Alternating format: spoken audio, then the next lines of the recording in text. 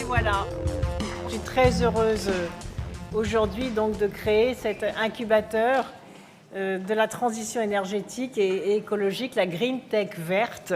Vous savez certainement tous, et je vous apprendrai rien, que la voiture électrique, c'est une des solutions, une des réponses aux problèmes liés à la qualité de l'air, donc à la pollution de l'air. Donc la voiture électrique, c'est bien, mais ça a aussi une contrainte.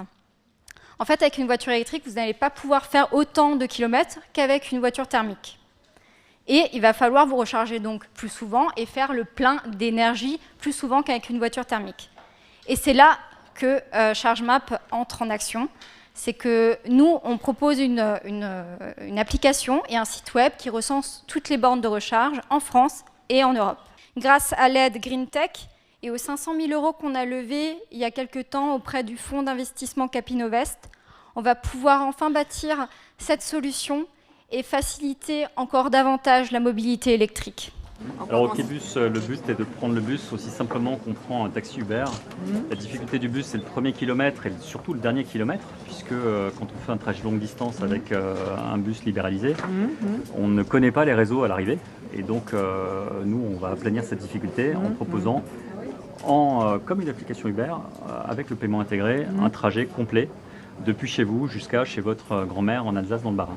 Mais écoutez, on a nos premiers projets phares qui se mettent en place et qui vont donc voir le jour avant la saison de chauffe de cet hiver pour vous démontrer que la répartition des frais de chauffage intelligente existe et va permettre non seulement d'améliorer le confort des bâtiments, de travailler sur la précarité énergétique et aussi d'assurer des économies d'énergie, donc une garantie de 25%, ça fait quand même un quart de la facture qu'on va garantir en termes d'économie d'énergie.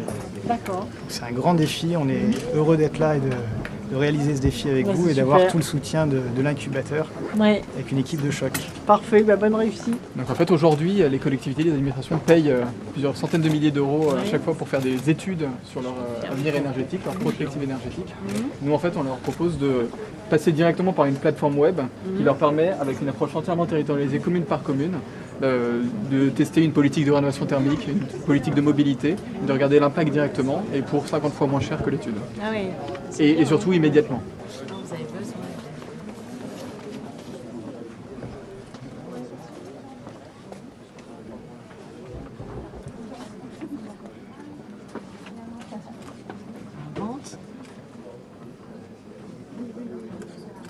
L'économie du futur.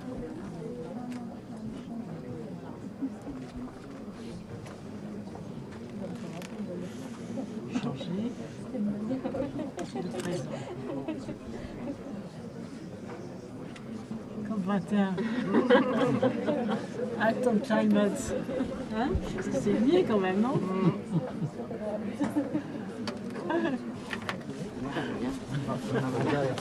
On est en train de faire un projet qui devrait vous intéresser à terme, qui est le suivi de la pollution, les PM2.5 et les PM encore plus petites que les PM2.5, mais au niveau de la rue, au niveau du niveau de circulation, au niveau de la respiration. On a fait déjà des essais avec Autolib, qui a tourné dans Paris pendant 6 semaines autour de la COP21, et on a trouvé des disparités incroyables d'une rue à l'autre, d'un quartier à l'autre. Donc ça va permettre de documenter ça d'une façon extraordinaire. Donc on vous mettra cet outil à disposition à terme, et Valentin, lui, est en train de faire la même chose sur Nantes, donc on a déjà les 2 villes qui sont impliquées. Un système de capteurs intelligents tout à fait innovant, Tout à fait, oui. ultra localisé. Tout à fait, et qui sont intégrés aujourd'hui dans les voitures d'Autolib. ERDF, Enedis s'est proposé aussi, donc on va essayer de diffuser ça d'une façon très large, avec une précision extraordinaire. Et on met tout ça sur une plateforme géolocalisée qui permet à chacun de savoir qu'est-ce qu'il respire. C'est bien. C'est une super... J'en profite aussi pour remercier donc Madame la Ministre et puis cette initiative Green Tech pour nous permettre d'avoir accès, déjà de rencontrer d'autres startups dans ce milieu-là, parce que je vous assure que c'est vraiment en échangeant avec eux qu'on apprend également beaucoup et qu'on évolue dans nos projets. Et puis d'être également accompagné par des experts des experts très pointus qui vont pouvoir nous aider sur certains points particuliers.